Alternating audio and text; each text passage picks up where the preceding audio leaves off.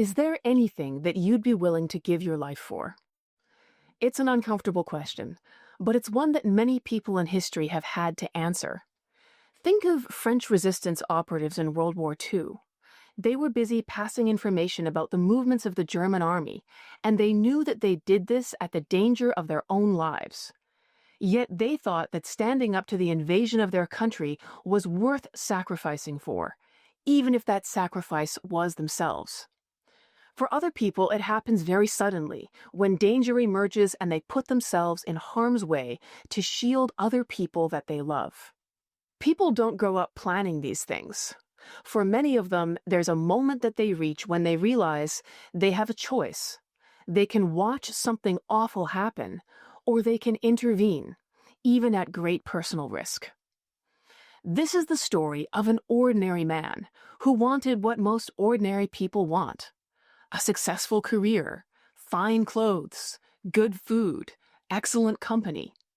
And he reached a moment when he realized that he was either going to become the tool to enable something awful to happen, or he could make a decision to stand up against that process. The murder of this man became the scandal of the century. This is the story of Thomas Becket.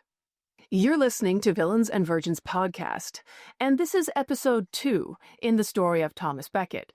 So if you want the backstory about Thomas Becket and Henry II, you could go back and check out England's Most Vengeful King, which was our previous episode, or you can pick up right here and get to the grisly ending, as you choose. Before we get into today's story, I want to pause and thank all those wonderful people who support this podcast on Patreon and make it possible.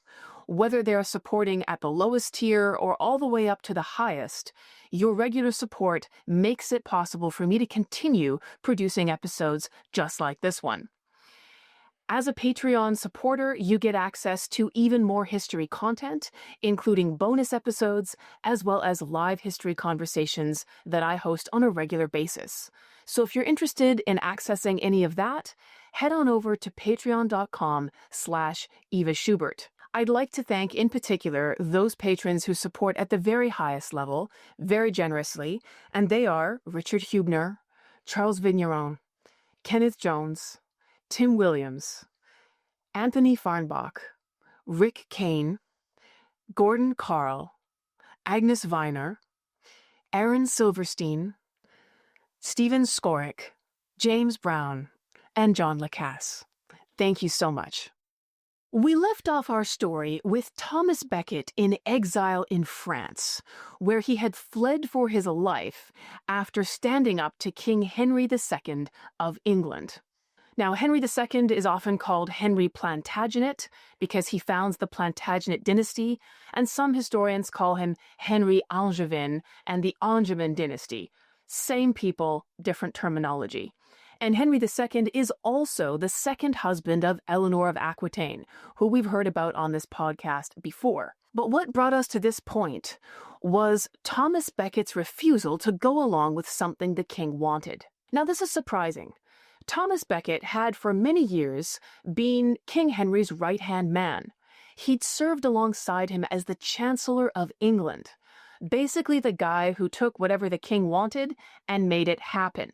So he had a front row seat to King Henry's plans, ambitions, and the lengths he was willing to go to make those things happen.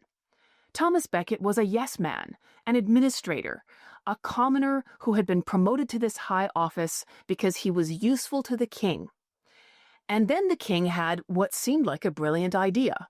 Why not take the same guy, Thomas Becket, who was such an effective chancellor, and make him Archbishop of Canterbury, the head of the English Church as well?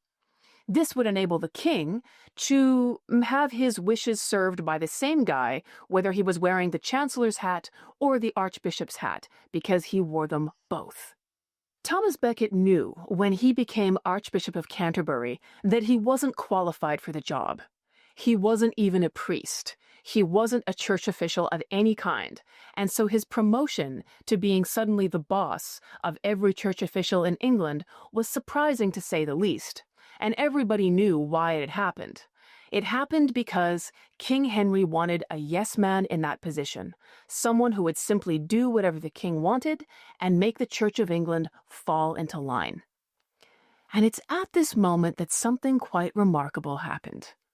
Thomas Becket had a change of heart. He decided that he was no longer simply going to cooperate with whatever King Henry wanted, because he knew what the plan was here. Henry II wanted a church in England that was completely and totally under his control. He wanted to have the final say over every important decision, and Thomas Becket was going to be his tool to make that happen. So Thomas Becket stands up to the king and he says, "No, I'm not going to cooperate. I'm not going to hand over complete control of the English church to you. I'm not simply going to go along with whatever you want to do." And he pays a very high price for it. He actually flees to France in fear for his life after defying the king on a number of occasions. Now, if you remember anything about King Henry II from our last episode, you'll know he had a notorious temper. He was a man who would stop at nothing to get his way, and if that meant lying, threats, or even extreme violence, he would do it. So Henry II isn't just going to sit down and watch Thomas Becket defy him and flee to France. The king is bent on revenge, and his first action is to force all of Thomas Becket's family members, as well as his servants, into exile. So this means kicking them off their land, forcing them onto boats, and sending them across the English Channel. This action renders these people homeless and penniless, because the money that they used to support their lives came off their land. So by forcing them off the land, seizing that under the crown, the king was depriving them not only of their homes, but also their means of income. Thomas Becket knew that this probably wasn't the last of the king's desire for revenge. As we saw in our last episode, King Henry had already mutilated hostages and hideously tortured a messenger boy who brought a letter from the Pope into England. So he was willing to do some absolutely awful things to ensure that nobody interfered with his control. In fact, the king had already threatened to kill anyone who would bring a letter from Thomas Becket or the Pope into England. And the reason for this was he was intent on preventing any kind of punishment or penalty the church might inflict on him for his actions. So in this controversy that had developed between Henry and Thomas Becket, the king was using two mechanisms to disguise his real goals. First of all, he claimed that he was just trying to bring criminal churchmen into line. So if priests or monks broke the law, committed murder, for example, the king just wanted to have them punished in civil courts, courts that were under royal authority, instead of having them dealt with under church courts, as was the custom. And of course, church courts tended to award fairly light penalties, even for severe crimes. They didn't execute people, for example. But if you committed a murder and you got sent to the civil court, you were very likely to be hanged. So on the surface of it, it seems like a very reasonable demand. If churchmen are breaking the law and committing murders or rapes or things of that nature, they ought to be subject to the same penalties as everybody else. But in fact, this very reasonable-sounding claim was merely a disguise for the king's actual goal, which was not just to have the ability to punish churchmen, but to make absolutely every decision in the Church of England. This included who got promoted to church offices. It included whether or not the church in England could excommunicate anybody, as well as decisions about canon law or church law, teachings, and doctrine.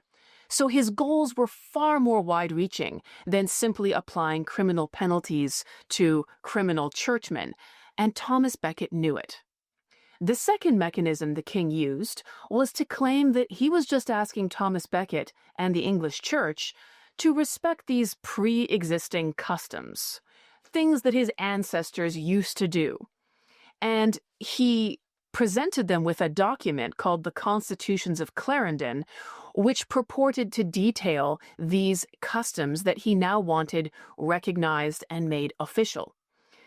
But Thomas Becket recognized that what this document contained wasn't just a restatement of some things that had happened before. It was a radical reimagining of moments where kings had exceeded their role and now sought to extend those moments to the new norm. So it would have greatly increased the king's control over the English church, but the king was pretending that he was just respecting his ancestral customs. The king even wanted to go so far as to control whether churchmen could travel in and out of England, to prohibit them from appealing to the Pope on any matter whatsoever. These customs made the king the final authority. And Thomas Becket knew that the implications of all this would be that the Church of England would be reduced to merely a puppet of the king. After all, what were you going to say to a king that was anything other than exactly what he told you to say if you knew that you could be subject to a prosecution or a trial and an execution if the king felt like it? He could drag you into his court on some falsified charge and punish you as he saw fit. So the implications of all this were enormous. And this is why Thomas Becket felt that it was absolutely necessary that he stand up and say no. At this point in our story, the standoff between King Henry and Thomas Becket has gone on for several years. And this makes everything exceedingly awkward, because in medieval society, the twin pillars were the crown and the church. They were mutually supporting, but they were also distinct. The king was in charge of law, order, taxes, and war, and the church was in charge of the spiritual well-being of everybody in the kingdom, including the king. So to have the king and the head of the English church at loggerheads made things exceedingly awkward for many people. Who, after all, did they owe the greater loyalty or obedience to? Most people would have said that they owed obedience to both the Archbishop and the Pope and the king, but that these were separate spheres. Now, with them fighting, it was a very difficult situation. And it also made politics, as usual, quite difficult because there were many ceremonies that only the Archbishop of Canterbury, by tradition, could perform, such as royal coronations, for example. At this point, Henry II decides that he wants to have his son, Prince Henry the Younger, crowned. Now, this may seem very weird to us, because if King Henry is already the king wearing the crown, why is he crowning his son while he's still alive? This is actually not so unusual. There were several medieval rulers who did this, and the idea was that if they crowned their heir while they were themselves alive, it prevented any potential squabbles after the king died about who was going to succeed him. The heir had already been crowned, the transition of power would be smooth, in theory. So the king's son, Prince Henry the Younger, is about 14 at this point. He's already married to the Princess of France, a scandalous wedding that took place when that princess was still in diapers. So now this teenager, who's already married, is also going to be crowned as the next king of England. The problem is, you need the Archbishop of Canterbury to do that, and he's off in France, not really on speaking terms with King Henry. So how is this going to happen? It's not just the King of England who wants this coronation to happen. The King of France has an interest in it too. After all, this was a political alliance between his daughter and King Henry's son, and having them crowned ensures that the King of France's daughter is guaranteed to be the next Queen of England. That's politically important for the King of France as well. So these two kings need to find a way to get this troublesome archbishop to cooperate. The two kings decided to get the Pope involved, and they appealed to the Pope for political reasons to get Thomas Becket into line, to get him to cooperate. And the Pope sends two arbitrators to visit Thomas Becket. And these guys are senior church officials, they're well-versed in theology and politics, and they sit Thomas Becket down, where he is, in exile in France, and they say, listen, there's going to be a meeting between the King of France and the King of England. They want you to go back to England and be reconciled with King Henry so that you can perform this very important coronation. So here is what you need to say. And they coached Thomas Becket for hours about this. Now, the Pope was well aware at this point of what the controversy was between Becket and King Henry of England.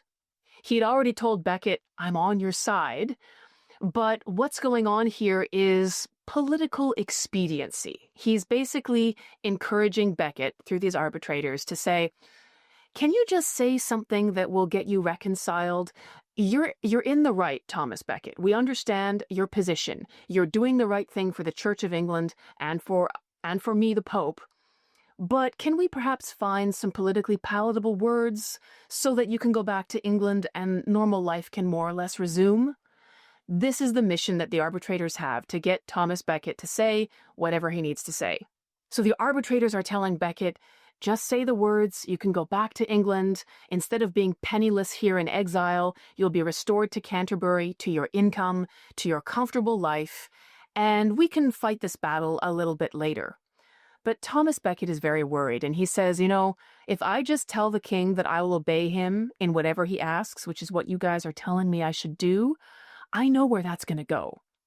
This is going to be the same fight happening again. So can I just say something like, saving God's honor, like I'll obey the king in everything except if it violates my duty to the church? I'd like to put in a little proviso. This is what Becket says.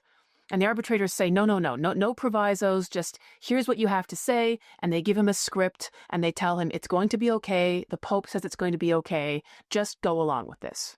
So exhausted and overwhelmed, Thomas Becket finally agrees to what these arbitrators say, and he's going now to attend this major summit between the King of England and the King of France. So this meeting happens in January of 1169. And King Henry of England, King Louis of France, they have many, many political matters to discuss. That's a long agenda. But finally, they get to the point where they're going to have this reconciliation between Thomas Becket and King Henry of England. So Thomas Becket is sort of waiting in the wings, and with him are all the exiles, his family members, his servants, who are also homeless and penniless and seeking shelter with him in a foreign country. And they're hoping that this is going to be their moment as well, that the reconciliation with the king is going to happen. Thomas Becket can go home. They can all go home. And this very stressful, very difficult period of their lives will finally be over. So Becket emerges. He faces King Henry in person for the first time in several years. And Henry looks at his archbishop, who's now very skinny. He's extremely lean. He's been fasting. He's been stressed out. He's been poor. And the king feels like the moment has finally come where he's going to get what he wants. And he's told Thomas through these messengers, I just want you to promise verbally that you're just going to obey me. Just tell me that you'll obey me in whatever I want you to do, that you're my loyal servant, and you can go home, and everything will be fine. Thomas Becket is looking at the king, and he remembers being told before that King Henry just wanted a verbal promise. And we covered this in our last episode. The king said, just promise to respect my ancestral customs. And Thomas had made the mistake of believing that promise. And so he said, okay, that seems reasonable. And on that occasion, the king had immediately presented him then with a written document, the Constitutions of Clarendon, which Thomas had read and said, wait a minute, this is a totally different thing. This is a disaster. So with that in his mind, at this moment in 1169, when Thomas Becket is looking at the king and he's hearing once again, you just need to promise me and everything will be fine, he remembers that this is a king who routinely breaks his promises, who extracts promises from other people, but feels absolutely no need to keep his own. So Becket begins reciting this speech that he's memorized at the coaching of the papal arbitrators, and he says, I throw myself on your mercy, your majesty. I promise to obey you in everything. I am your loyal servant. I will do what you ask me to do. And then he looks the king in the eye, and he goes off script and says, saving God's honor. Now, the word saving here means except for if you ask me to do something that violates my duty to the church, to the Pope, to my faith. That's what he's saying here. So it's a pretty important proviso that he's inserting, and it was definitely not part of the script that he was supposed to say. What Becket is saying is that his obedience to the king cannot be absolute. Some things are higher and more important than doing what the king says, and even the king's wishes have to be measured against what is right. Now, this might seem like a minor point, but everybody at that meeting knew exactly what this represented, and King Henry was immediately enraged. He began yelling and swearing and calling Thomas Becket a liar and a traitor. Henry yelled that Thomas Becket was falsely claiming to be defending God and the Church when everybody knew that nobody cared more for God and the Church than King Henry himself. This was, of course, absolute rubbish. Everybody knew that the king was a liar, a cheater, and someone who was happy to inflict extreme violence on his opponents. So this is posturing on the part of Henry II, where he's trying to put himself in the position of being the more righteous and the more loyal to the church, and Thomas Becket as being this troublesome, insubordinate, arrogant servant who's got ideas that are altogether too big for him. The meeting disintegrated. With no reconciliation between the king and the archbishop, there obviously could be no plans for the coronation of King Henry's son and the Princess of France. So the two kings ride off in separate directions back home, and Thomas Becket is left looking into the faces of his exiles, of his sisters, their husbands, their children, his servants. All of these people who had come there that day desperately hoping that their suffering would be over, that they could go home. And if Thomas Becket had just said the words that the king had wanted to hear, they could all have gone back. So it must have been bitterly disappointing for them to realize that they weren't going home. They were still stuck in France.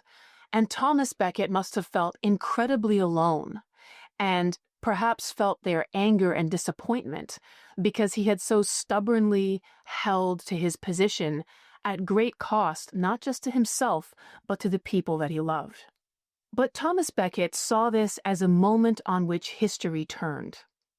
He knew that if he gave the king the obedience that he wanted, if he surrendered control and just said, "I'll do what you want," that the king would obtain complete control over the church and he would never give it up. In effect, the king would be accountable to no one. But although Thomas Becket had this firm conviction, he must have felt incredibly alone, having disappointed the expectations of everybody around him. However, the truth that Thomas Becket knew about the King of England couldn't remain hidden for very long. Only a few months later, Henry went after some of his nobles who had aligned with the King of France. Now, the King of France was supposedly King Henry's ally, so this shouldn't have been a problem. But Henry was going to punish people who had failed to provide absolute loyalty to him. And when the King of France saw this, he realized that Henry II was two-faced, that he would say one thing and do quite another. So what he did was he called Thomas Becket into his presence. And it wasn't difficult because Thomas Becket was in France. So he was in the lands of the King of France, and he gets this message.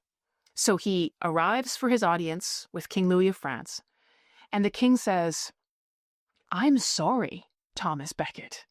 You were right.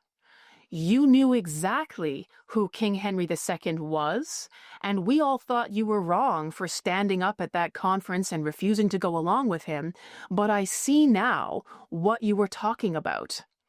And he goes farther than just apologizing. He actually, this King of France, gets on his knees in front of Thomas Becket and begs his forgiveness for having not believed him. He also promises that he'll protect Thomas Becket and the exiles as long as he wears the crown of France. Unfortunately, while Thomas Becket and his family now had the support of the King of France, which must have been a comfort, there were other people who were lining up to abuse Thomas Becket. And in particular, there were 3 bishops back in England. Now, these guys had never liked Thomas Becket. When he'd been promoted as their boss, the Archbishop, they resented him because many of them felt they'd spent their entire careers in the church, and here was this outsider taking the top job that, by rights, should have belonged to them. But they knew that the king had put Thomas Becket there, so they saw this as an opportunity. Now that Becket was on the outs with King Henry, if they could get on the king's good side, then they could perhaps get his job. So these three bishops, who are very senior church officials, begin writing public letters so that other people can read their accounts, and they're saying, this Thomas Becket guy, he's full of pride, he's full of error, the king is an innocent victim here, Thomas Becket is misleading the Church of England and dividing us, he should just have fallen into line, this is a scandal and it's Thomas Becket's fault. And by doing this, of course, they were attempting to ingratiate themselves with King Henry by providing this pro-royalist propaganda, and they hoped to be able to increase their status with this toadying behavior. Of course, the bishops were also undermining Thomas Becket's leadership by breaking ranks in this way, and they were conducting a type of character assassination. So it was extremely painful for Thomas Becket in exile to read these letters and hear what these guys were doing in England in his absence. Meanwhile, the Pope sends ambassadors yet again to King Henry, trying to find a way out of the impasse between the king and his archbishop. And when these papal representatives arrive, King Henry tries his usual tactics. The king pretends that he's the one who's been injured and wronged. He demands that his will be obeyed, and when he doesn't get it, he even attempts to threaten the Pope's ambassadors and say, I don't care what you say, I don't give a fig for your excommunication, you can get out of here for all I care, you're not the boss of me. Now the ambassadors were not impressed, and one of them quietly says to the king, you better keep a civil tongue in your head. We are routinely in royal courts telling people with crowns what they should and shouldn't do, so we're not impressed by you posturing and trying to tell us that we have no role here. You better behave yourself. So this is not going well for King Henry, and at this point he begins to realize that it's almost certain the Pope is going to step in to discipline Henry and England. And the way this often happened was through interdict. So, interdict is when the Pope would basically declare that an entire region or country was under this penalty, and that meant that no church officials would perform any services or sacraments. This means no baptism of babies, no marriages, no funeral rites, no church services. It's really quite dire. And to you and I, this might seem not such a serious thing, but that's because you don't live in a medieval country. At this point, access to the sacraments and to the institutions and the officials of the church was very much a weekly routine for most people. And they felt like their eternal souls were in peril if they didn't have access to the sacraments, to communion, to baptism, and all these sorts of things. So Henry knows that if the Pope puts his foot down and inflicts this punishment, it's going to be really politically inconvenient for him. It's going to put him in an extremely bad light. His subjects are going to be very angry. There's going to be a lot of pressure on him to get right with the church so that this penalty can be lifted. Henry II decides to take preemptive action. The penalty of interdict can't happen if the Pope's message declaring it never arrives, right? So Henry declares that any messenger bringing a letter from the Pope is a traitor, and traitors are punished by death. He also says that any church official who tries to follow a proclamation of interdict is also going to be subject to punishment. The property of anyone who supports Thomas Becket can be confiscated. No churchman is allowed to leave England without royal permission. So with all these methods, Henry's trying to seal up every possible avenue that could bring this penalty in from the Pope, or that could have an English churchman go out to receive it and then return. But most shocking of all, Henry goes further than he's ever gone before. He declares that every male in England, from the age of 15 upward, needs to swear a new oath of absolute loyalty to the king. In this oath, every male promises that they will obey all these new rules. Now, this is Henry going farther than he's ever gone before. In our last episode, we saw him threaten to kill messengers coming from the Pope or Becket. We saw him torture one of these messengers. So all of that is not new. But this attempt to absolutely seal the country and to demand this absolute loyalty oath from every male of fighting age is a new level. And even some of the royalist bishops who've been busy writing pro-king propaganda begin to push back against this. They say, whoa, we've never seen this before. This is a bit much. And of course, all these draconian measures merely vindicate what Thomas Becket had been saying the king was planning all along. This was the whole point. Becket is afraid of the king trying to have absolute control of everybody and everything. And as the king is fighting against Becket, he's actually demonstrating the very traits that Becket is most worried about and has been warning everyone who will listen. There was one final attempt to bring King Henry and his archbishop back into accord. And this happened in November 1969 at Montmartre in France. Once again, the King of France and the King of England are having a summit meeting because they are neighbors. They also have a very interesting relationship where King Henry has some land in Normandy in France that he actually owes allegiance to the King of France for because it's under the French crown. So they have frequent meetings. This is another one of them where they're discussing political priorities and agreements they're going to make to get things done. On the agenda, as before, is the coronation of King Henry's son and the daughter of the King of France as the royals in waiting to rule England. This is very important. But again, King Henry's controversy with Thomas Becket is an impediment to that. Now, the King of France had promised to protect Thomas Becket, and he's as good as his word. So he has Thomas Becket brought to a chapel near the meeting place. He's whisked in there quickly so that King Henry doesn't see him, and messengers run between Thomas Becket in the chapel and the kings at their meeting place. So the King of France is trying to broker some sort of deal whereby Becket can be restored to England and things can go on as usual. The coronation can get put on the agenda. So after many hours of negotiation and this poor messenger running back and forth between Becket and the kings, it seems like a breakthrough is actually about to occur. King Henry has gone as far as to say he's willing to restore Thomas Becket to Canterbury. He's willing to give him back some of the money from Canterbury that the king has been keeping from him while he's been in exile. So there are these gestures of reconciliation that the king seems willing to make. And Henry even promises to receive all the exiles back into their homes and to restore to them some of the income they've lost.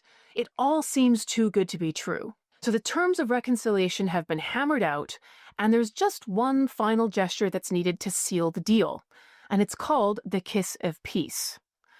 Now, this may seem bizarre to modern ears, but it was quite common in the Middle Ages. It was basically a formal gesture that a king or feudal overlord would make in public to signal to everybody that he was reconciled with this subordinate, that he did not cherish any desire for vengeance or anger against that person anymore. So this kiss would typically be given on the mouth. It didn't have any romantic or sexual significance in the way that it does for many people now. And it's basically a public gesture in the presence of witnesses that has legal implications. So it's a public declaration of reconciliation. Everyone knows what this kiss signifies. And when the request is made to the king, are you willing to seal the deal in this way? Henry refuses. The excuse that he gives for not offering this formal public gesture is that back when he was angry with Thomas Becket, he swore an oath to himself never to give Thomas Becket the kiss of peace. So let's back up here.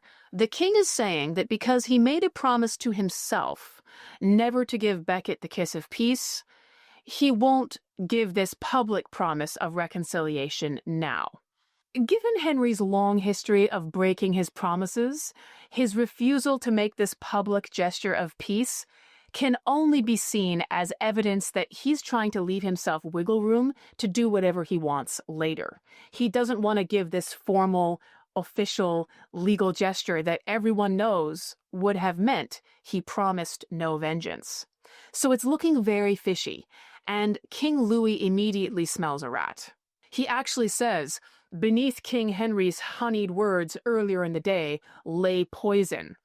These were Louis's words. So he's saying, Henry made a lot of promises. He said he was willing to reconcile, but when the moment comes to make it official, now he's backing off.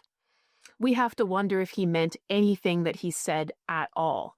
And King Louis goes so far as to warn the exiles, Thomas Becket's family and servants. He says, don't go back to England under these conditions. If Henry's not going to make it official and legal, if he's not going to offer this public gesture, you're not safe. And the papal representative who attended this meeting said of Henry the following, and I quote, "In the sum of my experience, that king lives and speaks more falsely than any other mortal man, so that he should be hateful to God and man." Basically, whenever this king talks, he lies. In the months that followed, there were continuous efforts that went on between King Henry, the Pope, and Thomas Becket, and it was like an elaborate game of chess, in which the king would make some move, and then he would be stymied or thwarted by excommunications of the bishops who were cooperating with him in England, those three guys who were busy trying to throw Becket under the bus. The king was trying to say, I'll just get these loyal bishops to do what I want. And then the Pope or Becket would say, no, you can't, because these guys have been excommunicated, so they're outside the church and nothing they do is valid. So these types of things were going on for a number of months in an attempt to vie for control. Who controlled the church in England? Was it going to be the king, or was it going to be the Pope and the head of the church in England, Thomas Becket? This chess game between the King of England and church officials went on until the summer of 1170, when Becket was finally persuaded that he could return to England. At this point, he's been in exile in France for 6 years, since fleeing England in 1164 after Northampton, which we saw in our last episode. It's been 6 years of living in exile, away from his home, away from his income, and away from his office back in Canterbury. So this agreement happens at yet another conference between King Henry of England and King Louis of France. This is the third one now. And finally, Henry's ready to come to the table. And this is because he's convinced that the Pope is really about to put an interdict on his entire kingdom, that he's done trying to negotiate. The Pope has lost patience with Henry. And so finally, this penalty is about to come home to roost. And so he's anxious to negotiate to avert this from happening. So at this third royal conference, King Henry makes no mention of the ancestral customs that had been at the heart of his fight with Thomas Becket. He promises that he's going to restore Becket to Canterbury, he'll give him back some of the revenues that had been withheld, and all of the exiles can also return to their homes in England. The king's silence on the matter of these customs, and the fact that he didn't demand an oath of absolute obedience from Thomas Becket as a condition of allowing him to come home, was interpreted by Becket as the king has finally dropped this matter. He's no longer going to make this a requirement. And so this exhausting 6-year struggle of being out of his home and cut off from everything he knows is finally over. He can go home. Becket's been dreaming of this moment. The king even has some interviews with Becket where he seems very friendly. People remark that their old camaraderie seems to be restored back in the day when Becket was the king's chancellor. And so it looks like time has been rewound, and we're just going to go back to the part before all of this happened and normal life can resume. Did you think that it was going to turn out well? Did you think that there was going to be a happy ending to this story? Well, there isn't. Becket's family members are the first to find out that the king's promises to restore everything are really quite hollow. They're sort of allowed into their homes briefly, but revenues aren't restored. They're definitely not going to go back to life as it was before this fight happened. And when Becket, having received the king's promises, finally takes ship and lands on English shores in December of 1170, he gets a very different kind of reception. None other than Ranulph de Broc, the king's whoremaster, one of his inner circle cronies, is right there on the dock, and he and his armed thugs board Becket's ship. They go through his belongings, they threaten him, and they say, "We demand that you lift the excommunication of those 3 loyalist archbishops who said so many bad things about you, Thomas Becket, and who have been loyal to the King of England. And Thomas Becket says, I'm sorry, I can't do that. Technically, it was the Pope who excommunicated them, and I'm just the Archbishop. Only the Pope can undo what the Pope has done, so sorry I can't help you. And these guys get off the ship. But these are people who have benefited from Becket's exile. Ranulph de Broc and his clan have actually installed themselves in a castle within Becket's diocese, and they've been living off that land. They've been extracting the revenues of it for themselves. So they're not at all happy to see Thomas Becket come home, and they are going to do everything they can to make life as difficult for him as possible. But once Becket got off the ship and away from these thugs, the reception he received from the ordinary people of England was something entirely different. They came for miles. Men, women, children, farmers, artisans, and they thronged his road back home. They were cheering, they greeted him like a hero, they begged him to bless them and their families. They had a very different perspective on Thomas Becket and on the position that he had taken against a tyrannical king. In Canterbury itself, the streets were decorated and a public banquet was held in Becket's honor when he finally arrived home.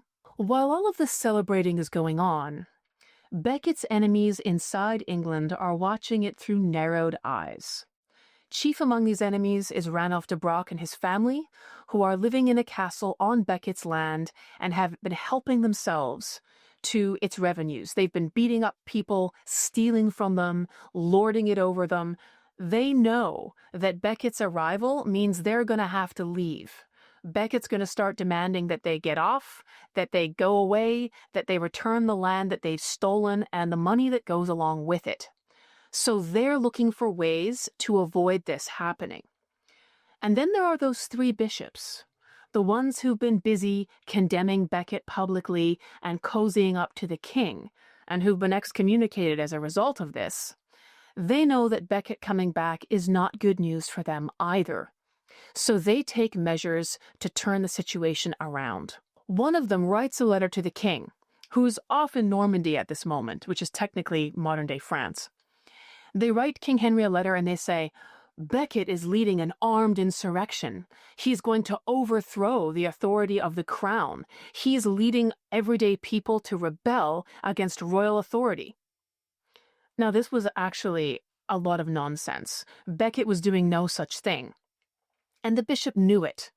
But what he was doing was taking the well-documented enthusiasm of everyday people who were following Becket around and cheering his return and putting a devious spin on it and saying that Becket is leading these people in rebellion. One of them even told the king, "My lord, you will have no peace while Thomas Becket lives."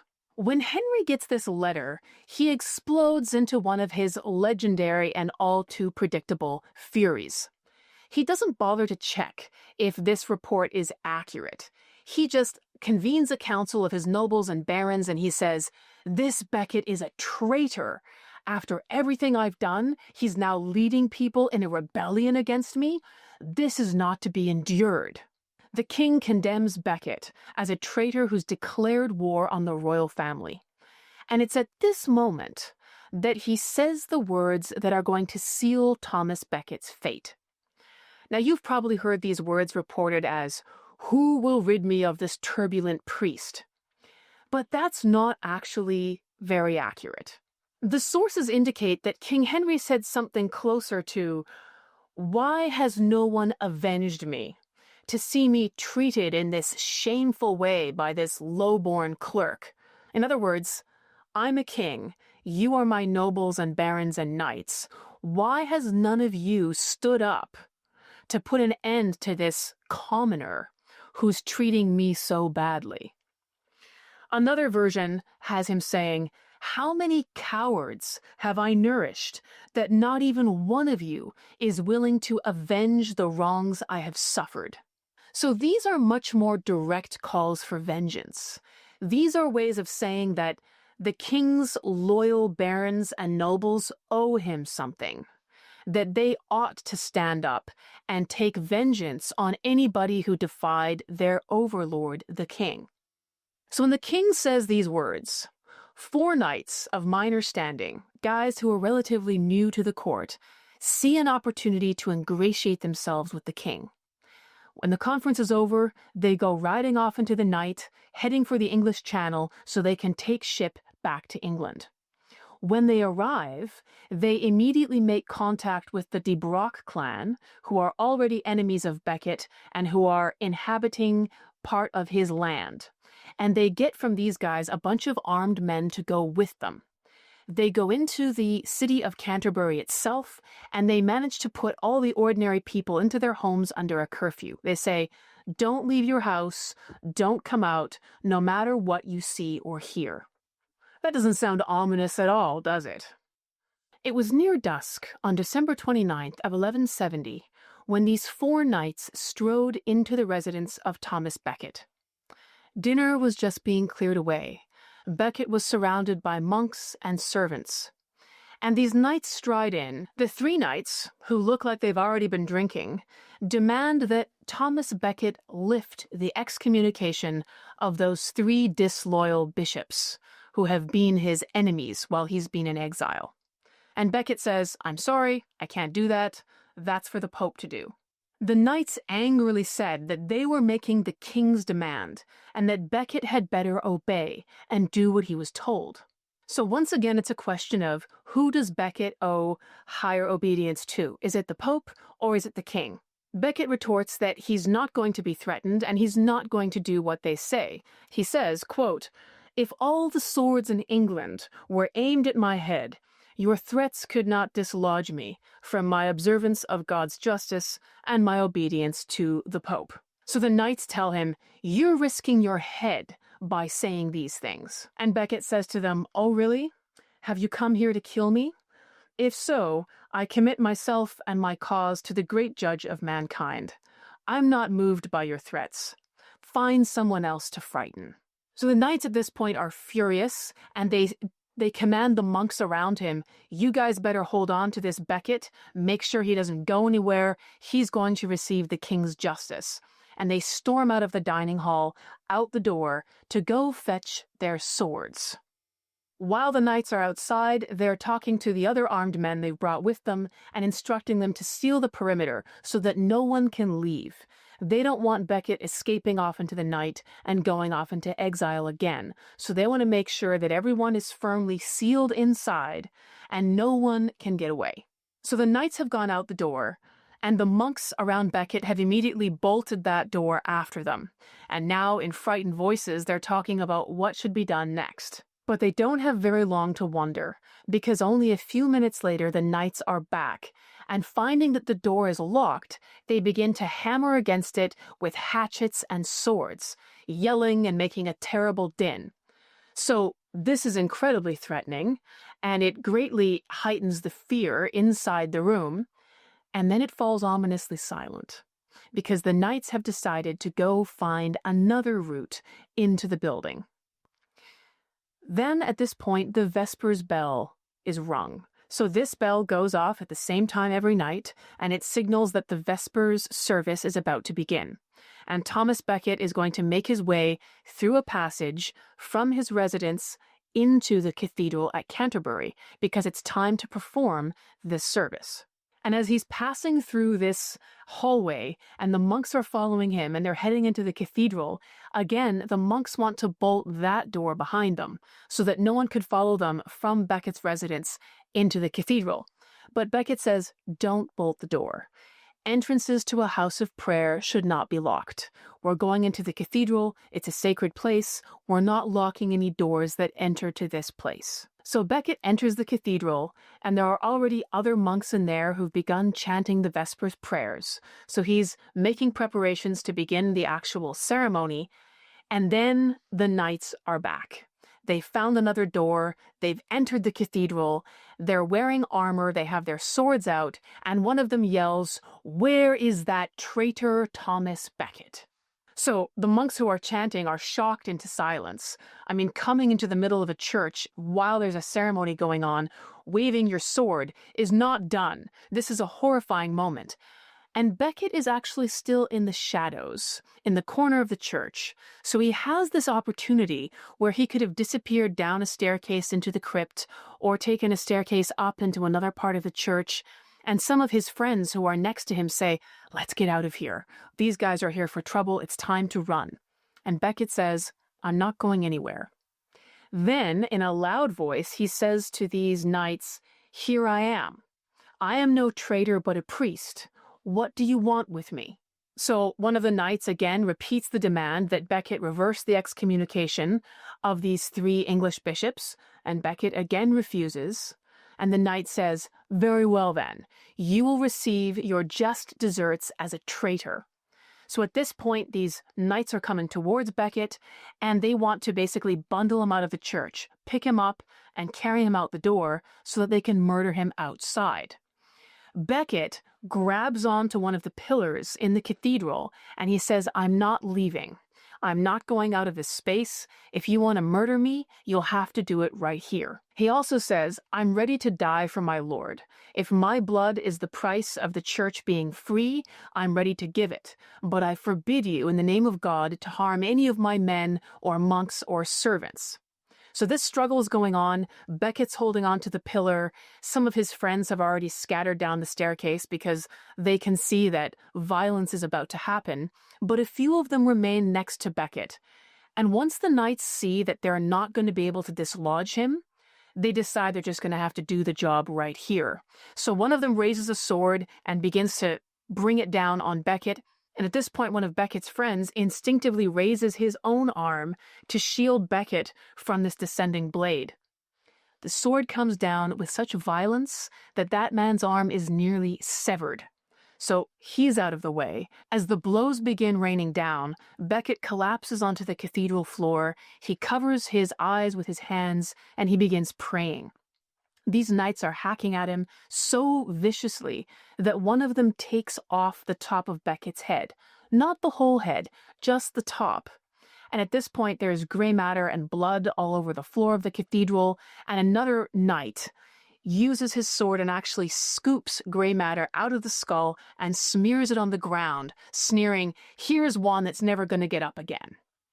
So, being convinced that they've finished the job, these 4 guys, spattered in blood and gore, walk out of the cathedral, which has been silenced and horrified by their action. They go back into Becket's house and they loot it, taking anything valuable that they can lay their hands on, and their armed collaborators, those De Brock guys outside, do the same in the rest of the property, and finally they leave. To describe these actions as shocking is an understatement. First of all, killing anybody, let alone the head of the English Church, inside a cathedral was unheard of. It was a violation of sacred space. So the knights have already done something that was unthinkable for many people. But Becket had committed no treason. The charges that he was leading an insurrection were completely false. So he hadn't committed any crime. This charge of traitor was entirely false. And this killing is extrajudicial. Becket hasn't been charged. He hasn't gone through a formal process. Evidence hasn't been examined. He hasn't been sentenced in accordance with any kind of law. Basically, the king got angry, and these knights are here to be instruments of his vengeance. If Becket could get away with killing the head of the Church of England inside the church, who else was safe? Nobody. This action was the ultimate statement that the king was above the law. He was a law unto himself and accountable to nobody. News of the murder of Thomas Becket flooded with incredible speed out of Canterbury, across England, and beyond. Because there had been so many eyewitnesses to the murder itself, as well as many other people who had thronged into the cathedral shortly after and had seen the ghastly remains of the butcher's work on the cathedral floor, there was no spin that could hide what had happened here. Now, when King Henry gets the news that these knights have murdered the Archbishop, He makes a dramatic and theatrical show of mourning. He dresses in sackcloth and ashes, and he retires to his chambers for several days, and he makes a big show of being shocked and sorrowful at this killing. But you shouldn't take his penance at face value, because shortly afterward, he writes a letter to the Pope in which he basically says that Thomas Becket was to blame for his own death, that he'd come back to England with an intention to cause trouble, that he'd made himself a number of powerful enemies, and essentially these people had finally gotten rid of Becket, and it was really just Becket's fault. What was entirely absent in this letter was any responsibility for the king himself in what had happened here. So if you thought that his apparent mourning was a sign of regret, I think you'd be very wrong. And then, when the Pope sends envoys to meet Henry to address this horrible thing that's happened, Henry runs off to Ireland. Whoops, there's a war I need to make over here on the Kings of Ireland. I'm kind of busy right now. It's very important that I fight these guys. Let's talk about this later. However, while Henry was hoping to delay meeting the Pope and deny any responsibility for what had happened, he was compelled to make a formal repentance for his role. Everybody knew what Henry had said. Everybody knew what had happened. In the court of public opinion, he was very much guilty, and so it was politically necessary for him to make some official public gestures of repentance. He had to do this for the sake of his relationship with the Pope, and also for his appearance in the eyes of his own subjects. To avoid being excommunicated, which is what the Pope was going to do if Henry didn't come to terms, Henry had to promise that he would no longer attempt to control the English Church.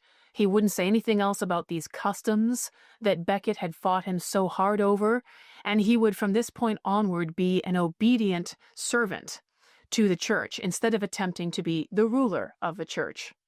But Henry was unwilling to make any of the other formal gestures that normally accompanied repentance. In the Middle Ages, if you were really sorry for something, you would do things like walk to the church barefoot, there to seek absolution and to repent for your sins. Henry wasn't going to do this. So the king is hoping that he's said the words that he has to say to avoid the Pope excommunicating him, which would put his legitimacy as a ruler at risk. And he's done the necessary political gestures, and now he hopes he can just get on with his life and put this behind him. But he hasn't counted on the massive public response to Becket's murder. Within a year of the murder of the Archbishop, people are thronging to Canterbury on a regular basis, and they're hoping to make contact with anything that Thomas Becket touched. They regard him as a martyr.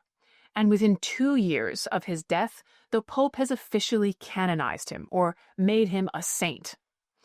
This means that Thomas Becket's death, the place where he died inside the cathedral, is going to become a shrine. It's going to become a place of pilgrimage. And people from across England and beyond are going to go there to make contact with the body of someone they regard as holy. Very quickly, people are reporting that they're experiencing immense blessing as a result of coming into contact with the shrine of St. Thomas Becket. They're saying that they're experiencing healing from some of their illnesses, that their prayers are being answered. And so the popularity of visiting Thomas Becket as a pilgrim destination only increases. Even King Henry himself eventually has to bow to the inevitable. So 4 years after Becket is murdered, and 2 years after he officially becomes a saint, Henry is finding himself at war with his own family. It's a nightmare situation. His son, the crown prince, the one he was so busy putting a crown on, is now leading an uprising that's threatening to become a civil war. And people who are siding with this young son include King Henry's other sons, as well as his wife Eleanor of Aquitaine. And of course, some of his other rivals, such as the King of Scotland and the King of France, are only too happy to support this uprising, and amongst themselves are threatening to carve up the kingdom that Henry has spent his entire life building. It's an absolute disaster, and Henry is forced to go to war with his own children and even his wife. He's going to put down this uprising, but at great personal cost, and he feels a need to clean his image in the eyes of his subjects, because so many of them may be tempted to side with the rebels. And how better to do this than to make a visit to the shrine of England's most popular saint, the man that King Henry himself had been responsible for having murdered. Henry stopped 2 miles outside the cathedral at Canterbury. He dresses in the plain garb of a penitent that everyone around him would have recognized. He walks on foot into the city, and when he reaches the city wall, he takes off his boots and walks barefoot in a sign of true repentance to the cathedral itself. When he goes into the shrine, he kneels on the spot where Thomas Becket is buried. He begs forgiveness for his angry words that had everything to do with why there was a body buried in that cathedral in the first place. And he even kneels and submits to being scourged by the monks of Canterbury itself. So there are reports of this astonishing scene, the King of England on his knees, and every single monk in the cathedral coming to strike him several times across the back.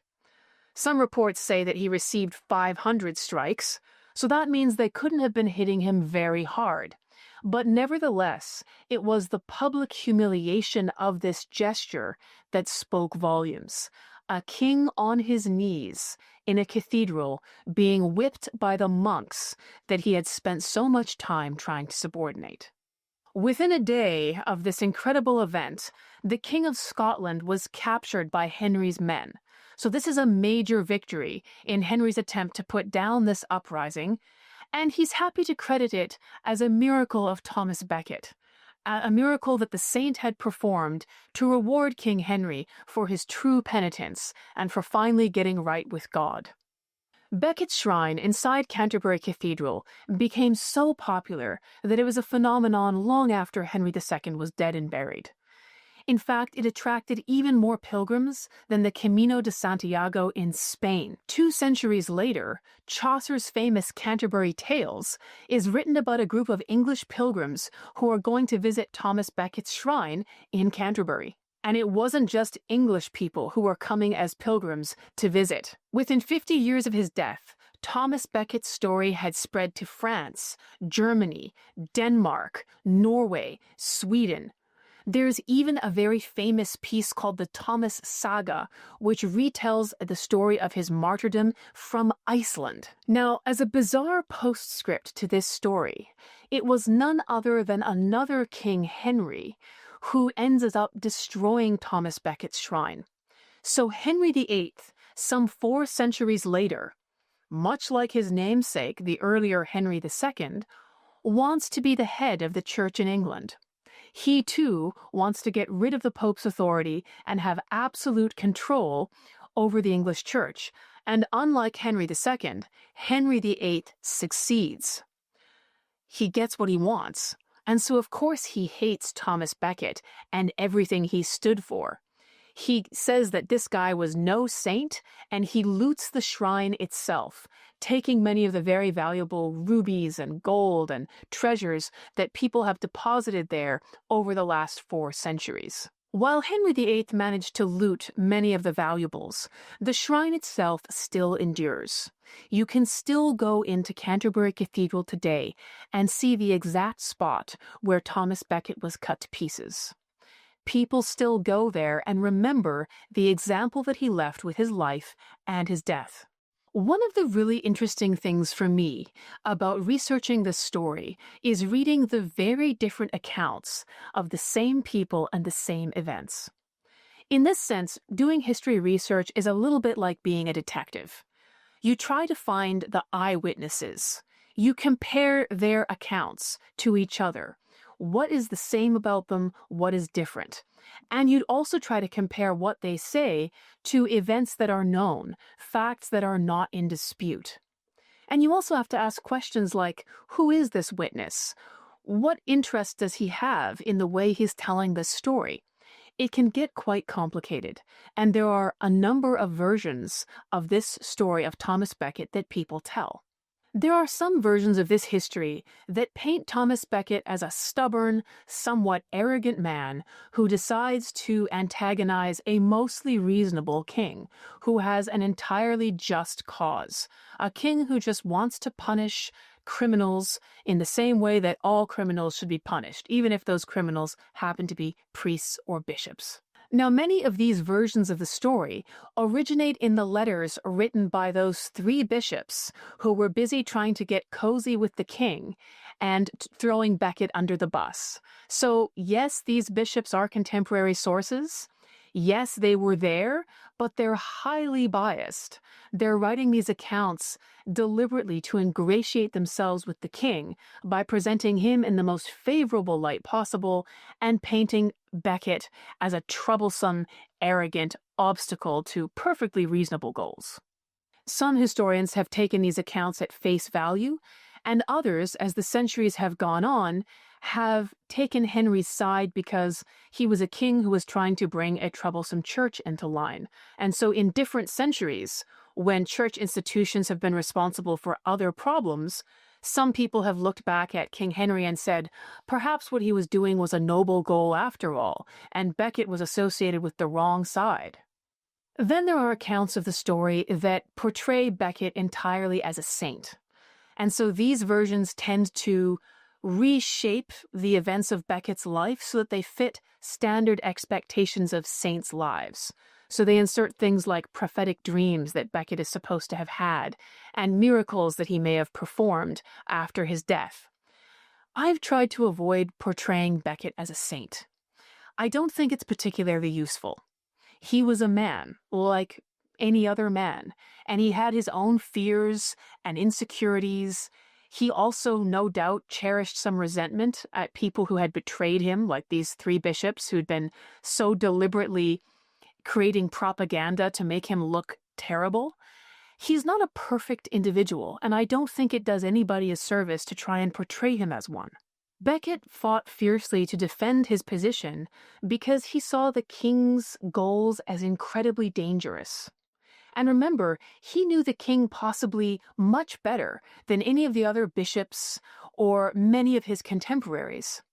As the king's chancellor, which was his job before he became archbishop, he'd worked right alongside the king for several years. He had an intimate insight into the way the king's mind worked and into the measures he was willing to take to achieve his goals.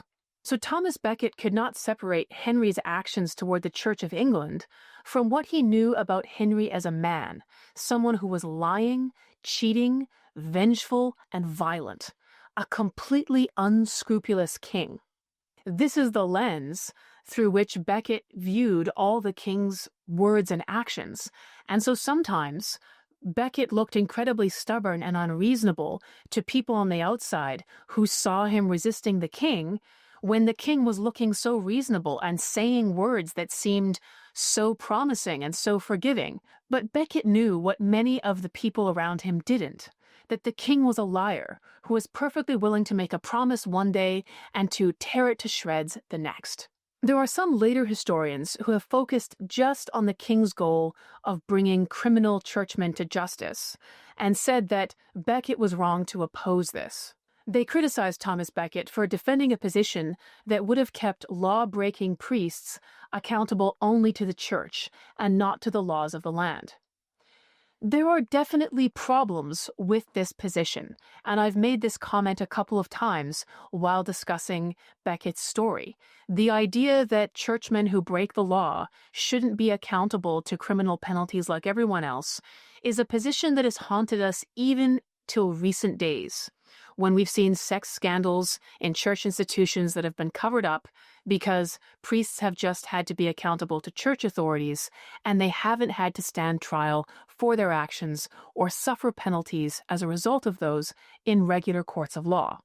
So I'm not saying that Thomas Becket's position didn't have problems of its own, but Thomas Becket wasn't looking at this whole controversy as just a question of dealing with churchmen who broke the law, because that's not what it was about.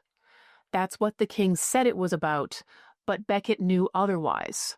And so Becket was going to defend a position that, yes, had problems, but he saw it as less problematic than giving the king what he wanted, which would have made the Church of England a passive puppet in the hands of the state.